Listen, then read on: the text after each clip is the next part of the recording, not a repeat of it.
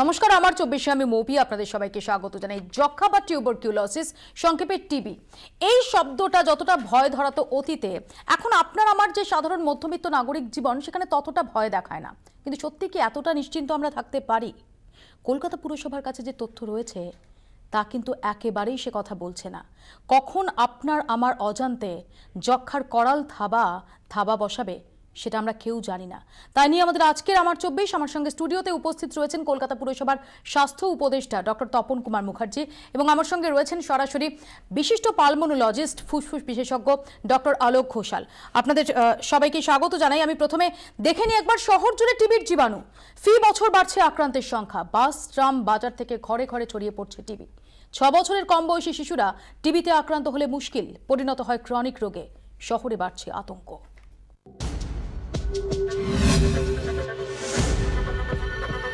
আর শহরের ঠিক এরকমই বস্তি এলাকায় থাকেন তিনি, বাসের কন্ডাক্টর। তাকে খুঁজে বের করে কলকাতা পুরসভা। যক্ষা বাসা বেঁধেছে তার শরীরে। তার বাসেই যাতায়াত করে স্কুলের বহু ছাত্রছাত্রী। সচেতনতার অভাবে কাশির সঙ্গে ছড়িয়েছে যক্ষার জীবাণু। টিবিতে আক্রান্ত হয়েছেন আরো অনেকে। একজন পেশেন্ট ছিলেন, তিনি এইখানে থাকতেন, আমাদের 240 বাস স্ট্যান্ডের সামনেই উনি থাকতেন ফুটপাতেই। আর যেটা করতেন, উনি একটি 240 বাসেই কন্ডাক্টরি করতেন। তা তিনি ডায়াবেটিক ছিলেন।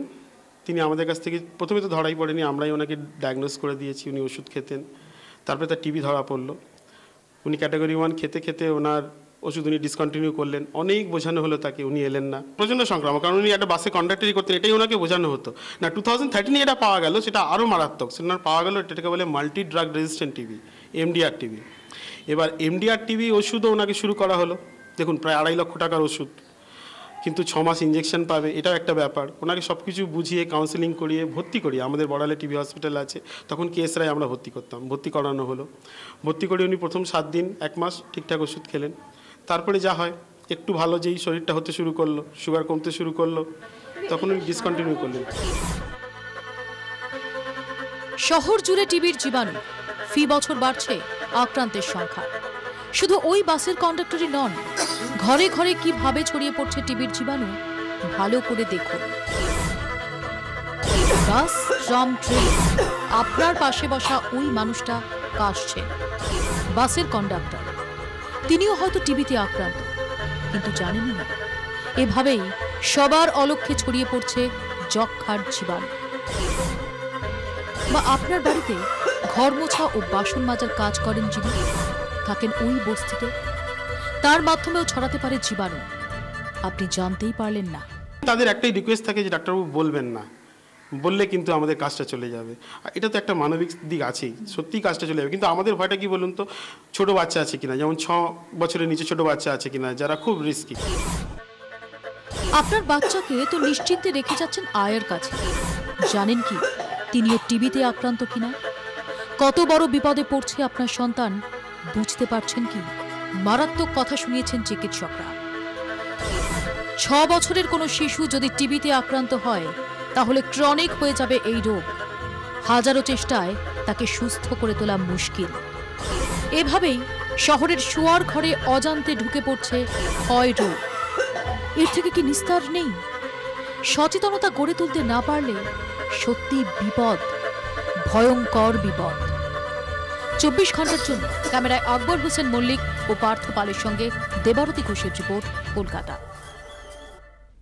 আমি প্রথমে ডক্টর মুখার্জির কাছে আসবো। আপনাদের জানিয়ে রাখি, আপনারা আমাকে ফোন করুন 22342424 এবং 39180807 এই টেলিফোন নম্বরে। ডক্টর মুখার্জি, কলকাতার চিত্রটা ঠিক কতটা ভয়ঙ্কর? আপনাদের যেটা শিরোনাম আমি দেখছি, আপনারা শিরোনামে বলছেন যে আমরা আতঙ্কে পুরসভা, কথাটা আমার একটু আপত্তি আছে। আমরা নিশ্চয়ই বলবো যে আমরা উদ্বিগ্ন। কেন উদ্বিগ্ন বলছি, তার কারণ হচ্ছে, তার আগে আপনাদেরকেও আমরা একটু ধন্যবাদ জানাবো, কারণ একটা অত্যন্ত প্রাসঙ্গিক বিষয় নিয়ে আপনারা একটা আলোচনা করছেন, যক্ষা রোগের মতো একটা ক্ষয়রোগ নিয়ে। কারণ আপনাদের চ্যানেলে আমি এর আগেও অনেক অনুষ্ঠানে এসেছি এবং সেটা মূলত মশাবাহিত অসুখ বিসুখ নিয়ে আপনাদের আলোচনাটা হতো।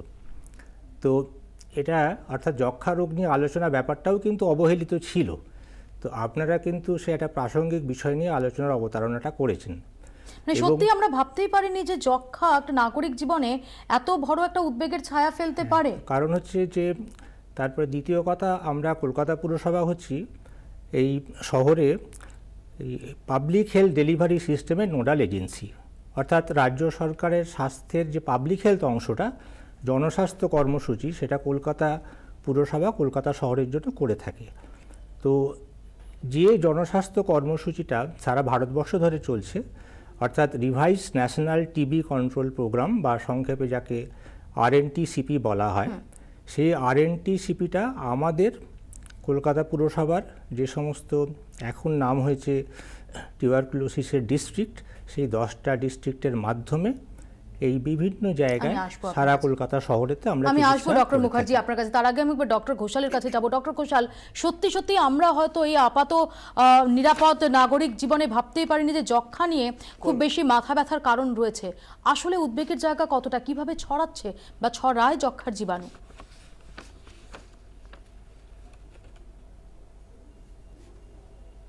প্রথমত আমি 24 ঘন্টাকে ধন্যবাদ জানাচ্ছি এরকম একটা প্রাসঙ্গিক সমস্যাকে তুলে ধরার জন্য। 2, যেটা আমাদের লক্ষ্য আজকের জন্য, আমাদের লক্ষ্যটা একটু আলাদা, কিন্তু সেই বস্তি, আমি জানি আজকাল প্রত্যেক বস্তির প্রত্যেক ঘরেই প্রায় টিভি থাকে এবং 24 ঘন্টা একটি অতি জনপ্রিয় চ্যানেল। কাজে আশা করি আমাদের মেসেজ সবাইয়ের কাছে পৌঁছাবে যাদের কাছে আমরা পৌঁছাতে চাই। তবে এটা বলি একটু ছোট করে, বড় লম্বা ব্যাপার, সে হচ্ছে স্বাধীনতার পরপরই আমরা কিন্তু চেষ্টা করেছিলাম যক্ষ্মা রোগটাকে পুরো আয়ত্তে আনার জন্যে, কিন্তু আমাদের তখন সাধ্য ছিল না। তখন একটা কাজ হতো, বস্তিতে গিয়ে ওই বায়োস্কোপ বলে একটা জিনিস ছিল, সবাই চোখ ঢুকিয়ে দেখতো, সেটা আগে রাখা হতো, তারপর লোকেরা এসে ভিড় করতো, তারপর তাদেরকে ঘিরে ধরে তাদের ছবি তোলা হতো, তাকে নাম ছিল মাস মিনিয়েচার রেডিওগ্রাফি। এইভাবে টিভি ধরার চেষ্টা। সেদিন পেরিয়ে গেল, দেখা গেল তাতে আমরা সফল হতে পারিনি, বৃহত্তর জনগণের কাছেই পৌঁছাতে পারিনি। তারপর অনেক দিন কেটে গেছে, মাঝখানে এসেছিল ফেল্ট নিড প্রোগ্রাম, অর্থাৎ যারা কষ্ট পেয়ে আমাদের কাছে আসবে তাদেরকেই আমরা একমাত্র ডায়াগনোসিস করব, চিকিৎসা করব। মূল কারণ এই যে টিউবারকুলোসিসের চিকিৎসাটা লম্বা চিকিৎসা, যে কেউ 5 দিন ওষুধ খেতে রাজি থাকে, 7 দিন রাজি থাকে। একজন বুদ্ধিমান শিক্ষিত লোক 9 মাস বা 1.5 বছর 2 বছর ওষুধ খাওয়ার জন্য মানসিকভাবে। আমি আসবো ডক্টর ঘোষ, এখানে বিস্তারিত আপনার কাছে আসবো। দুজন দর্শক আমাদের সঙ্গে টেলিফোন লাইনে অপেক্ষা করছেন। স্বপন ঘোষ রয়েছেন, বলুন প্লিজ। সঞ্চালিকা সহ ডাক্তারবাবুদের নমস্কার। বলুন। আমি হাওড়ার আন্দুল থেকে স্বপন ঘোষ বলছি। সংক্ষেপে প্লিজ বক্তব্য রাখুন। বলছি যে আমরা এমন একটা মফস্বল অঞ্চলে থাকি, আমরা গণমাধ্যমে এই টিবি সরকারি চিকিৎসা ব্যবস্থার কথা অনেক শুনছি, কিন্তু আমার এলাকাতে বেশ কয়েকজন এইরকম টিবি আক্রান্ত আছে। তারা কোথায় গেলে সরকারিভাবে সহযোগিতা পাবে, এইটা। ধন্যবাদ, আমি বুঝতে পেরেছি। আরেক দর্শক আমাদের সঙ্গে রয়েছেন, শুভ মণ্ডল, বলুন প্লিজ সংক্ষেপে। শুভ মণ্ডল কি আছেন? না, আমি খুব সাধারণভাবে, সাধারণ মানুষের এই অনুষ্ঠানটা যখন সাধারণ মানুষ দেখছেন, আমিও যেরকম শুনছি এবং নতুন করে আবিষ্কার করছি যে আসলে যক্ষ্মা, এটা থেকে আমাকে নিরাপদ ভাবার কোনো কারণ নেই। কি ভাবে ছড়াচ্ছে ডক্টর মুখার্জি, খুব সহজভাবে যদি একটু বলেন আমাদের দর্শকদের জন্য। যক্ষ্মা হচ্ছে মূলত একটা এয়ারবোর্ন ডিজিজ, অর্থাৎ বাতাসে বাহিত হয়ে অসুখটা ছড়ায়। যদি কেউ যক্ষ্মায় সংক্রমিত হয়ে থাকে এবং সেই সংক্রমণটা যদি তার ফুসফুসে হয়, যদি তার কফেতে রোগ জীবাণু থাকে, তাহলে তার হাঁচি, কাশি, এমনকি জোরে হাসলেও তার পরিবেশের মধ্যে ড্রপলেট ইনফেকশনের আকারে এই জীবাণুটা ছড়িয়ে পড়ে এবং সেখানে আশপাশে যারা থাকে তাদের যদি রোগ প্রতিরোধ ক্ষমতা কম থাকে তাহলে তারা যক্ষ্মায় আক্রান্ত হতে পারে। আমি ঠিক এই জায়গাতেই ডক্টর ঘোষালের কাছে যাব যে তাহলে ডক্টর ঘোষাল, পাবলিক ট্রান্সপোর্টে যারা আমরা ট্রাভেল করি অহরহ, তাদের পক্ষে তো একটা সবসময়, তারা সবসময় খুব ভালনারেবল থাকছেন।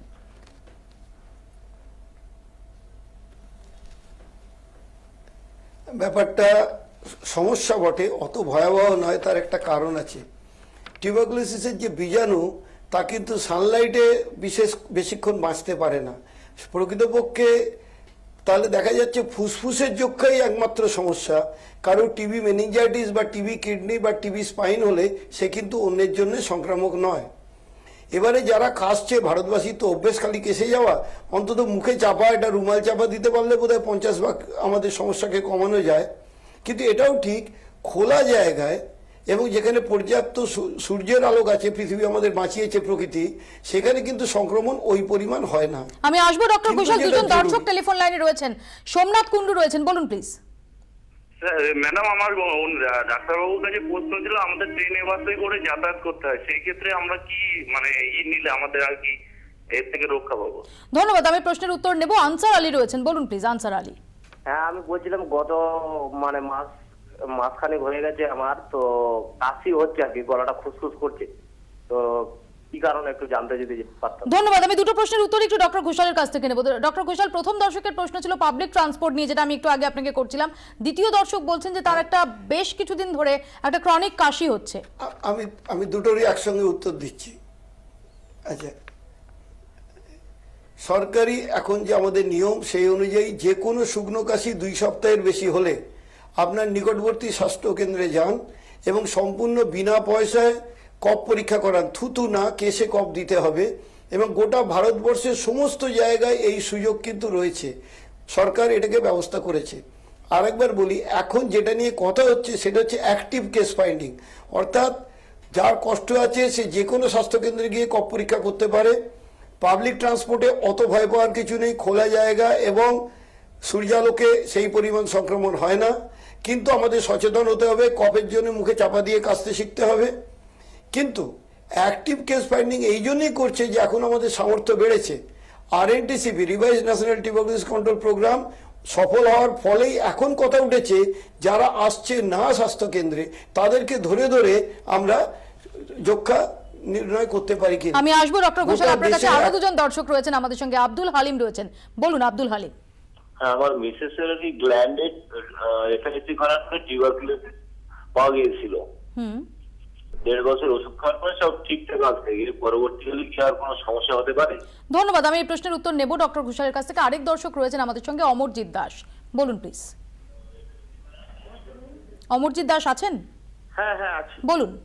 হ্যালো, বলুন। বলছি ম্যাডাম, এই যে যক্ষা রোগটা যে দেখাচ্ছে বাচ্চাদের জন্য সংক্রামক দেখাচ্ছে, সেটা হচ্ছে এর কোনো প্রতিষেধক ওষুধ নেই আগে থেকে? ধন্যবাদ, আমি দুটো প্রশ্নেরই উত্তর নেব। আমি ডক্টর মুখার্জির কাছে আসবো। ডক্টর মুখার্জি, অনেকেই যেটা নিয়ে নিঃসন্দেহে খুব উদ্বেগজনক, যে ধরুন অনেকেই বাচ্চা রেখে যান বেবি সিটারের কাছে, তো আমরা তো কেউ জানি না যে আমাদের একদম নিকট আত্মীয় পরিজন ছাড়া কারোর মধ্যে যক্ষা বাসা বেঁধেছে না। কাশি এমন একটা সিমটম যেটা এমনি খুশখুশি কাশি সবার হয়েই থাকে, সেই জায়গায় দাঁড়িয়ে কতটা বিপদের জায়গা থাকে? না, যেটা প্রফেসর ঘোষাল যেটা বললেন ইতিমধ্যে, সেটা হচ্ছে যে কোনো রোগের ব্যাপারে আমরা তখনই সতর্ক হব যদি আমার সেই উপসর্গগুলো থাকে।